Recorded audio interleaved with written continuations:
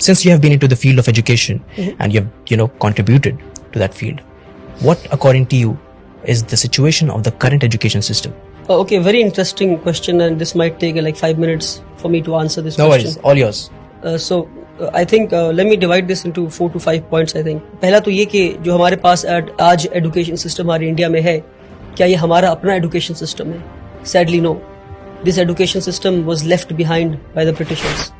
British ने जो education system हमें दिया है वही आज हमारे पास है, with little changes in it. अब ब्रिटिश की एजुकेशन सिस्टम करती क्या है?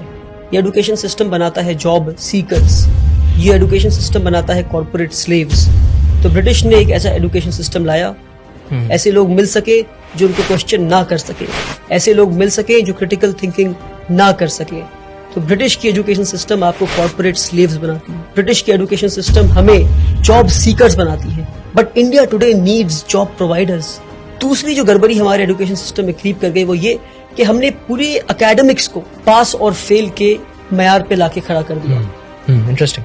कि आप पढ़ाई करते हैं सीखने के लिए नहीं, आप पढ़ाई करते हैं पास या फेल होने के लिए. तो उससे होता क्या है? मेरे जैसा एक कमजोर बच्चा क्लास 1 में मैथ्स में 40 लाता है तो मुझसे कहा जाता है कि आप मैथ्स में पास हो गए. फिर मैं क्लास 2 में जाता हूँ, फिर मैं 40 लाता हूँ तो कहा जाता है कि आप मैथ्स में फिर से पास हो गए. तो यानी मैं 60 नंबर जो नहीं ला पाया तो 60% में नहीं सीख पाया. ये 60% बिना सीखे मैं क्लास 2 में गया, फिर 60% बिना सीखे मैं क्लास 3 में गया, फिर 60% बिना सीखे मैं क्लास 4 में गया. इसी तरह मैं क्लास 10 पहुंच जाता हूँ और 600% मेरे एजुकेशन में लूप रह गए, मेरे एजुकेशन में कमी रह गई. क्योंकि मुझे ये बताया गया कि पढ़ते सीखने के लिए नहीं है. मेरे एकेडमिक्स को लर्निंग परसेंटेज पे नहीं लाया गया, मेरे पढ़ने को पास या फेल पर लाकर मुझे 0 बना दिया गया. क्योंकि मैं पास होकर डिग्री तो ले लूंगा और मुझे जॉब भी मिल जाएगी और फिर किसी कॉर्पोरेट वर्ल्ड में मैं गुलामी के लिए पहुंच जाऊंगा. तो एकेडमिक्स को पास और फेल से निकालना होगा बाहर हमें और लर्निंग परसेंटेज पे लाना होगा. किसी ने 40 लाया तो 40% सीखा आपने, 60% नहीं सीखा आपने. सीखे फिर आगे बढ़े, जितना सीख सकते हैं सीखे अपने कैलिबर के हिसाब से, फिर आगे बढ़े. अगर आप 99 लाते हैं तो 99% सीखा आपने, आप टॉप नहीं कर गए. 99% सीखा आपने, 1% अभी भी नहीं सीखा आपने. अगर आप 100 में 100 लाते हैं तो पास हुए आप. ये दूसरी बात. तीसरी बात कि हमारा जो एजुकेशन सिस्टम है आज का वो आपको रोट लर्निंग पे फोकस करता है.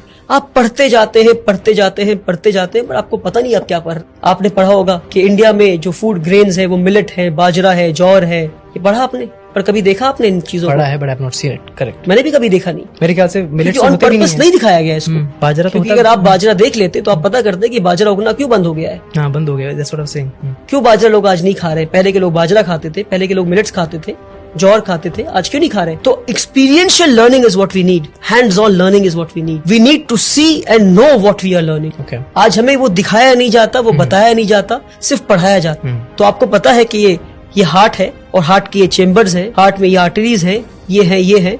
मगर आपको कभी इंसान का दिल दिखाया जाए तो आप बोलेंगे भैया ये क्या है? प्रैक्टिकलिटी. ये practical learning is what we need आज के दिन पे. Hands on experiential learning. तीसरी चीज. तो चौथी चीज है वो ये कि हमारे एजुकेशन को हमने समझा कि एकेडमिक्स ही एजुकेशन है. क्या?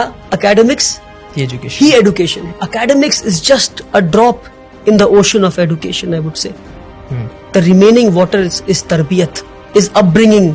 कि भाई आप बात कैसे करते हैं? Are you confident? Are you creative? Do you have critical thinking? Are you developing higher order thinking skills? Are you questioning things? Absolutely. How do you sit? How do you conduct yourself with people? ये सारी चीजों को छोड़कर हर चीज को academics पे ले आया. Academics is not education. Education is a holistic thing जहां आप एक इंसान को बेहतर इंसान बनाते हैं, एक कॉर्पोरेट स्लेव नहीं बनाते. सबसे बड़ी कमी हमारे एजुकेशन सिस्टम में वो ये हमारे साथ जो फ्रॉड हुआ मैं कहता हूँ एजुकेशन सिस्टम में, वो ये कि हमने एकेडमिक्स को, हमने सब्जेक्ट्स को स्ट्रीम में बांट दिया. कि भाई अगर आप सबसे ब्रिलियंट बच्चे हैं तो आप पढ़ेंगे साइंस. अगर आप 90 लाते हैं तो साइंस पढ़ेंगे. अगर आप 70 से 80 लाते हैं तो आप कॉमर्स पढ़ेंगे. 50 to 60 लाते हैं तो आप ह्यूमैनिटीज पढ़ेंगे. करेक्ट. क्या बेवकूफी है? यानी कि जो इंसान साइंस पढ़ के एटम बॉम्ब बनाना सीख रहा है उसके पास कोई हक नहीं कि वो साइकोलॉजी और सोशियोलॉजी पढ़ के ये समझे कि एटम बॉम्ब को इस्तेमाल नहीं करना था. तो अगर एटम बॉम्ब बनाने वाले ने सोशियोलॉजी और साइकोलॉजी पढ़ा होता और एटम बॉम्ब जिसके हाथ में पहुंचा, अगर उसने साइकोलॉजी और सोशियोलॉजी पढ़ा होता तो उसे पता होता कि बॉम्ब फोड़ना नहीं था. तो इसलिए बता रहा हूं मैं कि हमने सब्जेक्ट्स को स्ट्रीम में बांटकर सबसे बड़ा फ्रॉड किया हमने। One of my favorite points. कि क्या मैं आखिरी फिजिक्स point. बहुत अच्छा point. सोशियोलॉजी के साथ नहीं पढ़ सकता? क्या मैं केमिस्ट्री हिस्ट्री के साथ नहीं पढ़ सकता? क्यों नहीं पढ़ सकता? अच्छा, कि अगर मैं आखिरी बात, अगर हाँ, मैं please. साइंस पढ़ रहा हूं मैं, तो क्या मेरे पास हक नहीं कि मैं अकाउंट्स भी पढ़ूं मैं? तो आज जरूरी But है you're an expert multi of one thing. Disciplinary learning का। But you're an expert of one thing. If people ask that, what would you say? You can have majors and minors. Yes, that's the answer. You need to have the hang of almost all the subjects. Makes sense. You need to learn accountancy. You need to know economics. You need to know history. You need to know sociology. You need to know psychology. You can be an expert of history, but you need to know the basics of physics. पर हमारे साथ ये fraud किया गया। आप physics पढ़ेंगे पर आप हिस्ट्री नहीं पढ़ सकते, आप सोशियोलॉजी पढ़ेंगे पर आप केमिस्ट्री नहीं पढ़ सकते। Okay. क्यों किया हमारे साथ ये फ्रॉड आपने? क्यों? क्योंकि आपको कॉर्पोरेट स्लेव्स चाहिए थे। आपको इजी वे बच्चों को देना था कि भाई ये पढ़ो, नंबर लाओ, पास हो, टॉपर बनो, आके हमें सर्व करो। सैडली